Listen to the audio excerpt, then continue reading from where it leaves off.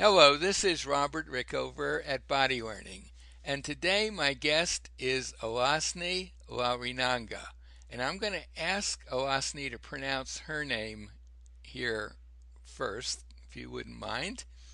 No, you did very well. Alasne Larrinaga. Good. And Alasne is an Alexander Technique teacher are you in Dublin? Where are you In Ireland, in Galway. in Galway, Ireland? She's has in addition to being an Alexander teacher, she has a master's in exercise physiology and its application to therapy, a degree in economics, a master's in finance, and she worked for many years for high profile companies in finance in Madrid, Pittsburgh, Milan, and Bilbao. And Alasne, the reason we're having this conversation is that Alasne has done a master's thesis on the topic, basically the usefulness of the Alexander technique for cancer survivors in getting greater mobility in their bodies. And Alasni, welcome to the show. Thank you, Robert. It's a pleasure talking to you. I wonder if you could first give our listeners a very short description or definition of the Alexander technique. Well, the Alexander technique for me is something that makes my life easier. Mm-hmm. So, meaning it is a way of doing anything that I do, any activity that I do, using less tension required from my muscles. That would be it. Yeah. Because yeah, I wasn't even aware of how much tension I was holding before I started training as an Alexander Technique teacher. Right. And now to get to your study, could you give our listeners a very short summary of what you discovered? Well, my thesis is about the role of the Alexander Technique in exercise for cancer survivors, and what I have discovered, and this is a really small trial, but what I have discovered is that I had a small group of people who, well, the research was 12 weeks long, and we measured the students, the participants, at the beginning, on after 6 weeks, and then at the very end, after on the week 12.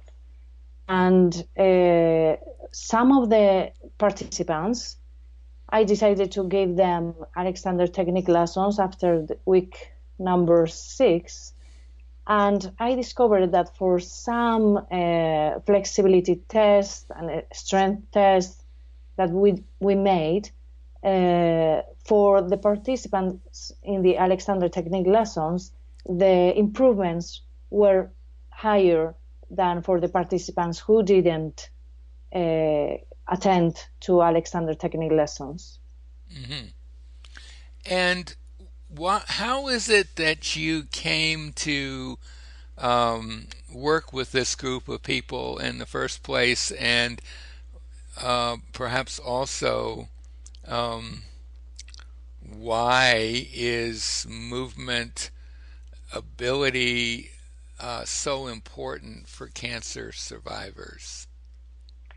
Well, it's very well known scientifically, and research has shown the efficacy of exercise training in cancer and for any symptoms that cancer survivors may have after treatment.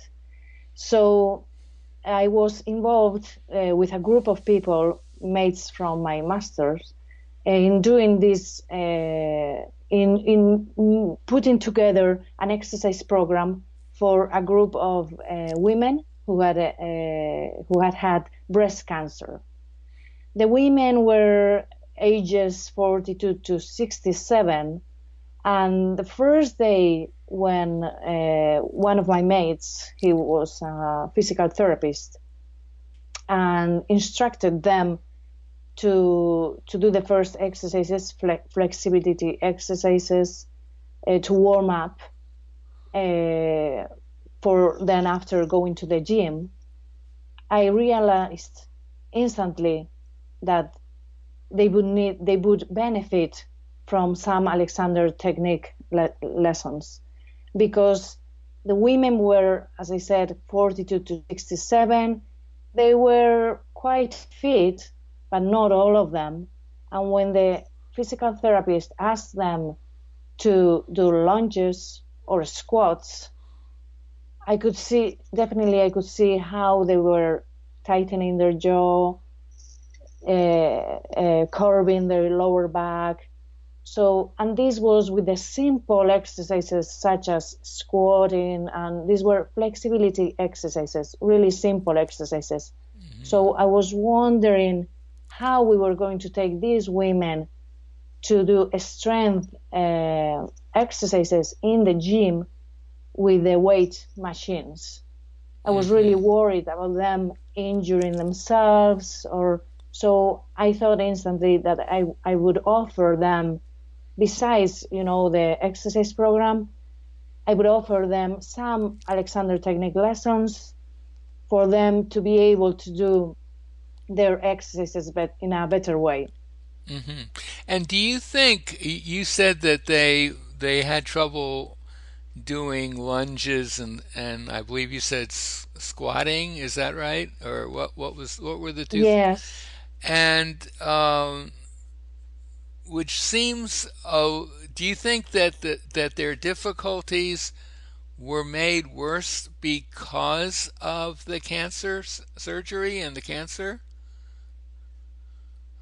Their difficulty, yes. Well, their difficulty especially is about some of these, well, they can suffer from depression or anxiety. You can't really bring them into a gym that is really crowded, or I think you have to treat them with more care, because they have suffered a lot after lots of pain. So you want to use the exercise as a therapy and not as suffering.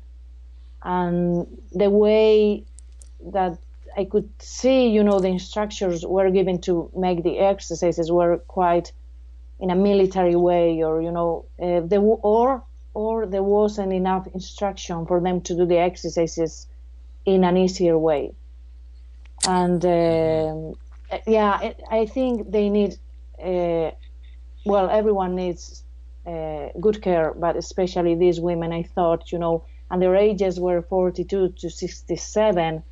So, it's not easy also, to bend or to do a lunge or to squat when you are 60, unless you know how to do it. Right, right. And I would have thought that for breast cancer survivors, arm movements would be especially tricky.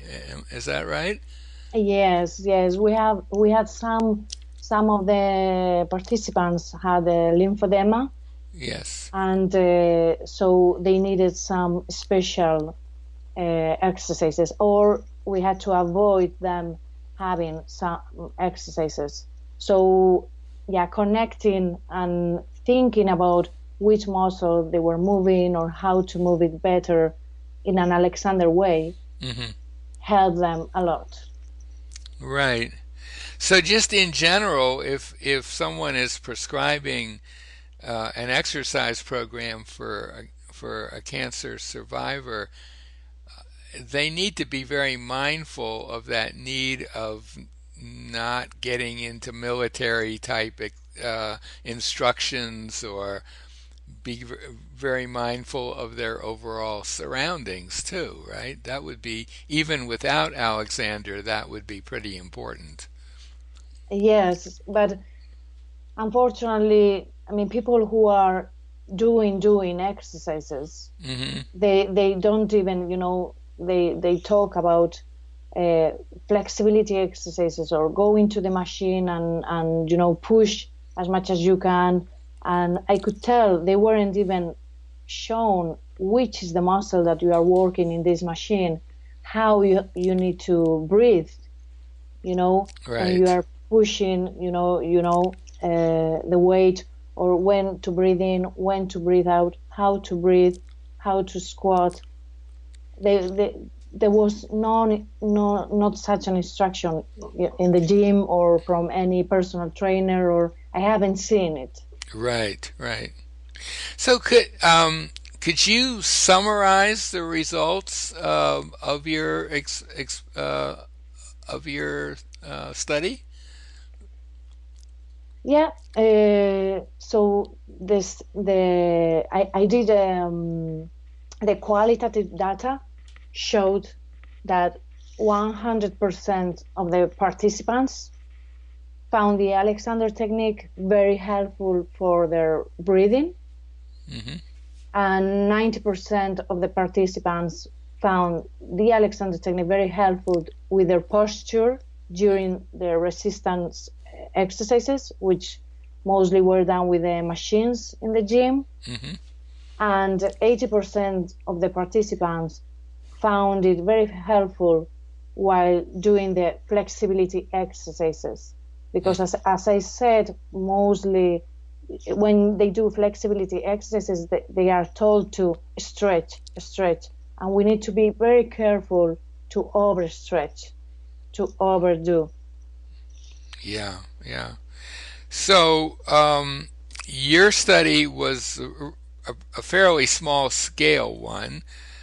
Yes. Do you think that there will be a larger one with control groups and all that sort of methodology at some? Yes. Well, I don't know. I don't know. Maybe, and hopefully there will be, because I think it would be needed. And hopefully I am presenting my poster in the next cancer, in the annual meeting of the Irish Cancer Society. Hmm. And hopefully there is interest there, and hopefully I get some funding to do it, because yeah, it's a lot of work and a Hmm. lot of time. And well, I love doing it because it's so nice to work with these people. I mean, they are excellent, and to help, to Hmm. help in some way for them to be able to do the exercise, because the exercise is the part that is helping them. But then obviously the Alexander technique helps in their mood, so they are happier doing the exercise. So, and so I think it should be done. If not me, someone should do it. Yes, so I would agree with Yes, that. And, yes, listening to you talking about the study, I can't help but think that the issues you identified about instruction that didn't really give people information about how to best do the exercise, that's really true for an awful lot of fitness instruction for people without cancer. yes, It's yes, that's true. And I'm not saying not everyone. There are lots of good personal trainers as well. mhm. But I think the way we instruct people, uh, and I can give my example. For example, I was never able until I was 40 to run. Yeah. Uh-huh. And after the Alexander training, now I am able to run Yes. because I Yes. know the directions to run. So I think it's amazing. We have an amazing tool with the Alexander technique that can take us anywhere, Yes. Oh, especially in exercise. Absolutely, absolutely.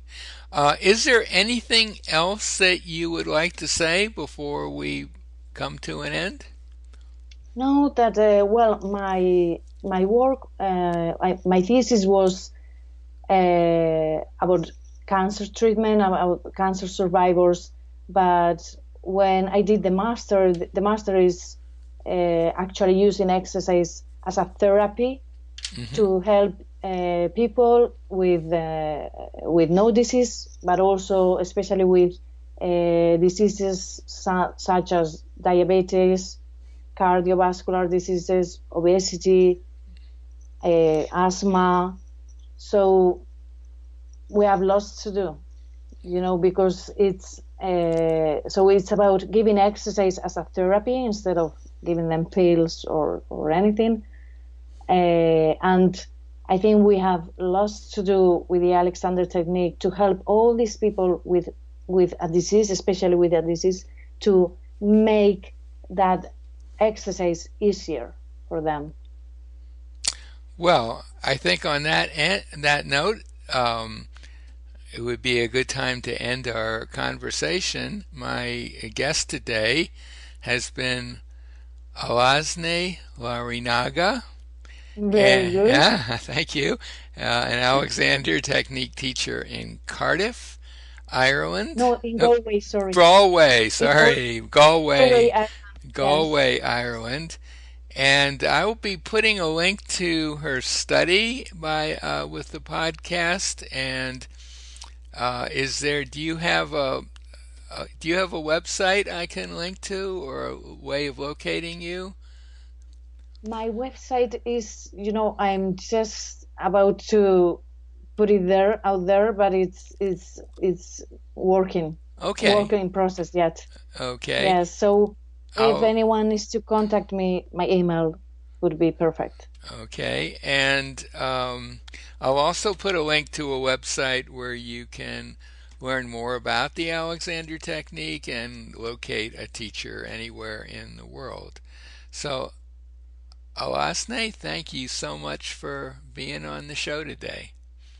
Thank you so much, Robert. It's been a pleasure. Thank you for what you are doing. Thank you. Thank you.